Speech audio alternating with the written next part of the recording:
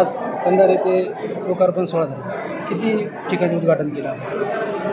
14 कोटीच्या वर कामाचं आपण आज भूमिपूजन सोहळा ठेवलेला आहे.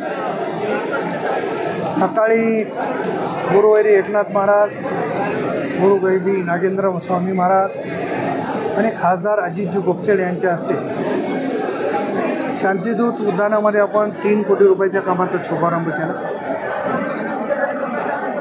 हा कार्यक्रम संपल्याच्या नंतर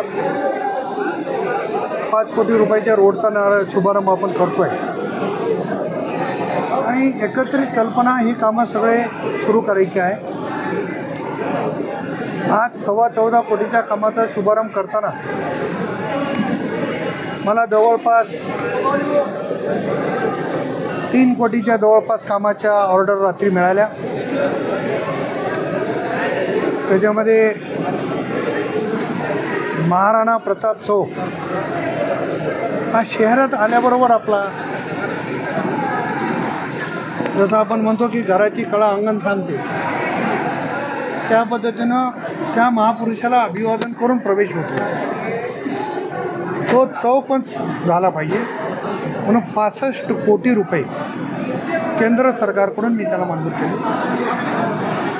अनेक रस्त्याची कामं आहे, त्याचं पण आपण करू. 65 कोटी रुपये रस्त्यासाठी मंजूर झाले, त्याचे पण कामं करायचे. अनेक गावामध्ये अनेक वेगवेगळा निधी दिला, ती पण वेगवेगळी कामं आहेत. त्यामुळं आज साधारणतः 14.25 कोटी रुपयाच्या कामाचा शुभारंभ आपण केला. साहेब, 2 दिवसापूर्वी आमदार साहेबांनी एवढं मोठं उद्घाटन केलं. कुठंतरी विरोधक अशी एक चर्चा आहे की तुमचं आज उद्घाटन आणि लोकार्पणाचा जे कार्यक्रम चालू आहे, कुठंतरी आमची कॉपी केली अशी एक चर्चा चालू आहे. यावर तुम्ही काय बोलणार? माझी कॉपी कोणाला करायची असेल तर बंधन नाही. मी माझी कॉपी कधी दुसऱ्याची करत नाही. त्यांनी काम मंजूर करून आणलं असेल, त्यांनी उद्घाटन केलं असेल, मी मंजूर करून आणलं, मी त्याच्यात कॉपीचा काय विषय आहे? आणखी तिसरा कोणी असेल आणि त्यांनी करून आणलं, त्यांनी जर उद्घाटन केलं तर तो माझी कॉपी करतो, याचा अर्थ त्यांनी कार्यक्रम घेऊ नये का? असं काही नाही. ज्यांनी काम केलं आहे, मी हे काम केलं दाखवायची ती एक पद्धत आहे. त्यामुळे इथंच होतं असं नाही, सगळ्या महाराष्ट्रभर असे कार्यक्रम होतात. त्यांनी जो निधी आणला त्याच्या हाताने कार्यक्रम होत असतो. आज जे उद्घाटन आणि लोकार्पण झाले हे आपल्या प्रचाराचा नारळ आहे असं जनतेने समजावं. तुम्ही समजायला हरकत नाही. मी लोहा कंधार विधानसभा मतदारसंघ निवडणूक लढणार आहे. प्रचाराच्या नारळ फोडतानाही तुम्हाला सविस्तर बोलवेल, पण आता ती सुरुवात झाली, मैदानात उतरलो आम्ही. त्याच्यामुळे ज्याला जो अर्थ काढायचा तो काढावा. येणारी निवडणूक आपण भाजपकडून 100% इच्छुकच आहोत. विरोधक आपल्यासमोर कोणाचं आव्हान असेल? विरोधक माझ्यासमोर कोणाचंही आव्हान नाही. लोकशाहीमध्ये ज्याला निवडणूक लढवायची ते कोणीही लढू शकते. मी आणि माझा दुश्मन कोणी नाही. मी भारतीय जनता पक्षातून निवडणूक लढवणार. ज्याला माझ्या विरोधात लढवायचे त्यांनी लढवावी.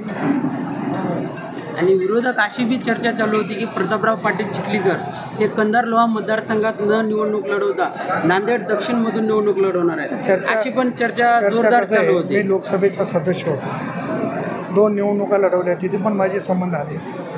प्रत्येकानं पण असं वाटतो की बा आपल्या जवळचा एखादा कार्यकर्ता राहावा, त्यात तिथल्या कार्यकर्त्याची पदाधिकाऱ्याची भावना आहे. हा विषय बंद, लोहा कंधार चालू.